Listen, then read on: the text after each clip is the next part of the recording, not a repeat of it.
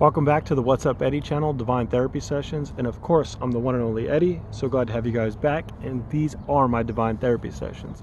Today, we're going to talk about how to protect our energy. Before I talk about how to protect our energy, first, we have to talk about what is energy. So what is energy? Energy literally is our life force. It's what makes us us. We can't see it, but we can definitely feel it. A good example of this is, say you just meet a person and they're vibrant, they're happy, they're loving, they're kind, and you're in their radius and you can feel this. And not only because of the things that they say, but there's actually the feeling of it. And that's a good equal exchange. So when you walk away from it, you're still feeling those after effects. That's energy. That's what makes us us. So there is spiritual maintenance and rituals that every person who is a spiritual being should take care of before they go out into public or meeting another person. And these things should be non-negotiable. I call it spiritual maintenance. It's non-negotiable. We have to do it, especially us empaths. So the first thing that we get to do is clear our energy. And you guys, this starts at home. This is like a soldier in battle. You know, before he goes to battle, he's well rested, he eats, he exercises. This is why soldiers do these things, right? So when they're in battle, they don't have to worry about these things. So as spiritual beings, we get to clear our space. And our home is most valuable. It's where we rest our head, right? So if we have a messy area, this messy area actually holds this energy, and these energies are negative. That's why when we are in spring, we have spring cleaning, right? To get out those negative energies. And these places actually hold this type of energy. And when it's free flowing and you minimalize what you have, it actually frees up space where you can actually bring in your manifestations, bring in this beautiful, vibrant energy that you have, right? Another good practice is smudging. You can smudge with Palo Santo or sage. I also use Florida water. So what you're gonna do is start in one area of your room or your house, and you're gonna go in a clockwise motion, and you're gonna go all the way around in your house with your smoke and sage throughout the whole house. And you also want to open your windows, open your door, so you can have all that stuff. You want the spirits is what we call it, or the negative energy, to leave your home. And I usually practice this once a week, probably overdoing it, but you can do this once a month. And this keeps those negative energies that we bring with us, that get attached to us when we're out in public, we actually bring that into our home. So you want to make sure that you get those energies out, as well as on ourselves, right? Number two, we're going to want to ground our energy. And the way that I like to do this, and you guys, there's so many ways to do this, but my favorite ways, I actually go on hikes a lot. So I actually brought home a really big rock, and it is from Earth, right? So I'm a naturalist. I love nature. So, and this is the beautiful way, because you can put it in your home and actually ground at your home before you even go out. And so what I do is I actually put my hands on the cold rock. And when I'm meditating, this is actually grounding your energy because it comes from Earth, right? Another way to do this is go into your backyard, take your shoes off, put your feet off into the grass. Or you have a tree, touch a tree, and you could do the same thing if you want. This is like your morning routine, right? So if you want to just go to the park, which I like to do, that's where I'm at right now, right? Nature is it's a beautiful devices that God has given us. Of course, we can ground actually mentally, but the first thing that God has given us is actually the earth, right? So utilize it. You can actually touch the tree, which I have one behind me, which I absolutely love. This is my favorite tree. I actually touch the tree and visualize my energy grounding into the tree. And visualization is the big one. And that moves me into number three. So number three is actually meditation visualization. And this is a beautiful art that you can use in your home. So when you're meditating, what you're going to want to do is visualize. And when you guys visualize, this is actually, and I preach this to everyone that I teach, is actually reality, because what's up here becomes your reality, right? Your thoughts are your reality.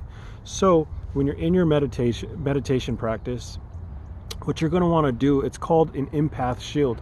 What you're going to want to do is visualize a white light, right? And this is, I like to call God's white light, right?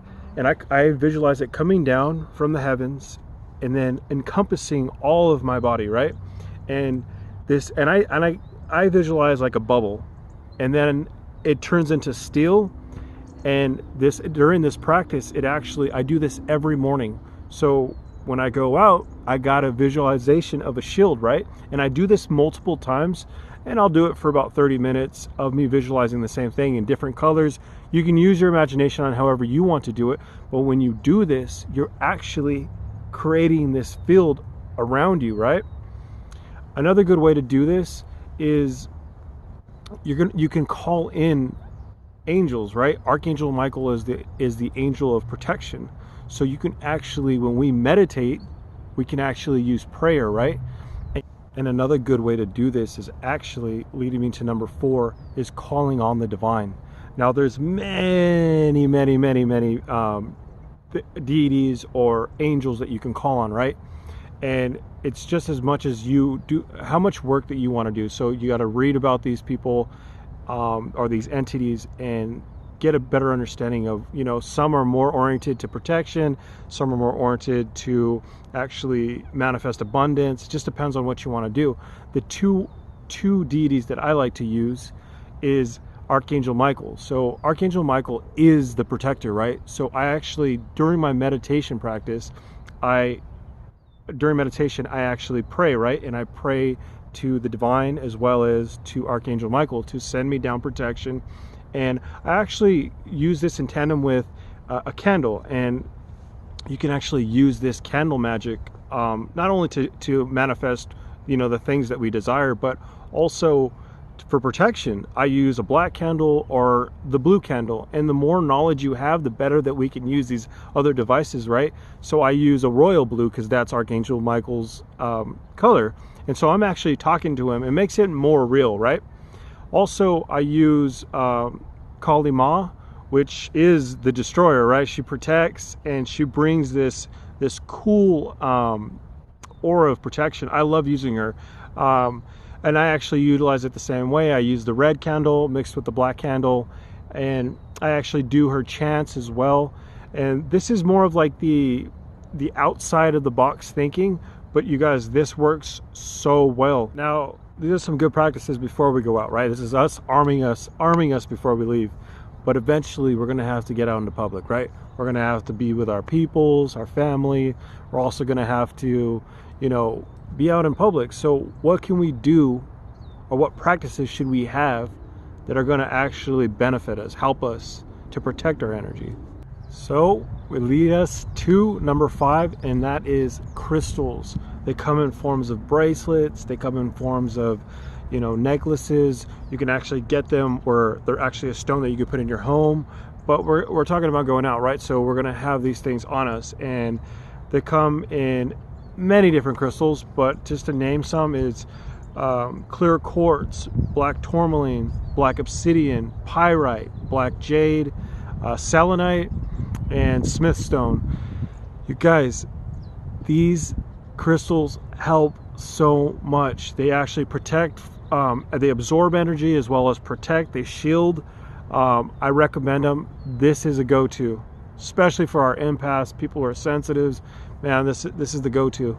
Number 6, limit your time. Limit your time with the people that you're with. If you're going to be out, set it to, and you know that they're going to be family, or they're going to be friends that, you know, have this, and this is us practicing self-love, right? You don't want to put yourself around a person that you know is taking your energy, who's absorbing your energy, who's draining you. So limit the time that you're out with them. Put an hour out there, put 2 hours, 3 hours, whatever the case is. Your time is everything, right? The two main currencies is what I'm trying to tell you is your time and your life force, which is your energy. Protect it. It's sacred. Leads me to number 7, boundaries. You got to set boundaries for yourself, and you get to set boundaries for other people. We are on the spiritual journey. Take care of your energy. You are sacred. Show yourself some love. When you set boundaries for yourself and others, you start to show others how to treat you. So if they are baiting you, which I like to call, a lot of the times they'll try to make you feel sorry for them, or the drama, they'll bring some drama to you, or they're trying to get you to talk about another person. Set a boundary saying that, well, you know what, change the subject. You don't need to talk to them about it. You know what I mean? Talk about the things that is going on in your day, the things that are positive, uplifting. Don't fall into the traps.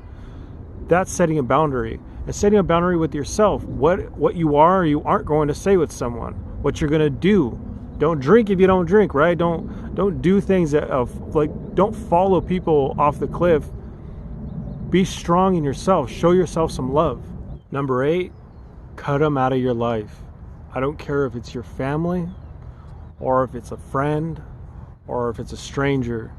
You'll know if it's a season or if it's a couple minutes when you have an interaction with someone. It's especially hard for family members, right? We love them, we want to be around them, but if they can't respect your boundaries, if they can't be what the boundaries you set for yourself, right? If they can't respect those and they don't respect your opinion, you don't need to be around them. You can show them love from a distance. Do you always love them? Sure. But you need to love yourself before you can love anyone else, right? And if you're going constantly around another person who is draining you, vampiric, just draining your energy, just taking a bite out of your energy every time you're around them, you're not going to have energy to do the things that you want to do for yourself. Show yourself love, right? And when they take a bite out of you, man, they're getting infected. You don't want to be around that.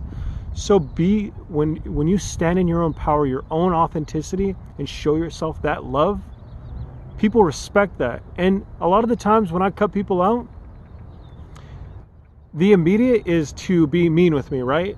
But eventually they end up coming around and they start wanting to respect me. They start saying the things and doing the things that I had put out there primarily. So they end up becoming a better human being for it. People don't want to act that way, you know what I mean? It's not in our nature to be mean and suck at people's energy. It's where you're at in the spiritual journey. So what you're doing is teaching other people how to live their own lives. Eventually they're going to get on board, right? So show yourself some love. You know, if you're going to have to cut someone out, cut them out. That's the name of the game right there. Number 9, pranayama. Fancy word for breath work. So we can actually use this when we're actually at the house doing maintenance at the house, our spiritual maintenance, as well as out. So when you're experiencing this other person that's draining your energy, take a break, go use the restroom, you know what I mean? And go do some breath work. 3 deep breaths, 5 deep breaths, taking that second and breathing in the beautiful energy that God has given us is oxygen, right? Breathe it in, you'll calm down, set yourself back into the energy there where you want to be. And then I usually say affirmations afterwards that are going to confirm of how I feel, what I want, and then I go back into the situation. Breath work is key. Use it. It's there for you. And then number 10. No, I'm just kidding, guys. I only got 9 for you. Hey, guys, your time and your energy, your life force is vital. Take care of yourself. Show yourself some love. Hey, you guys, make sure to subscribe. I love you guys. Pass on the word. Divine therapy sessions, baby. Let's get it.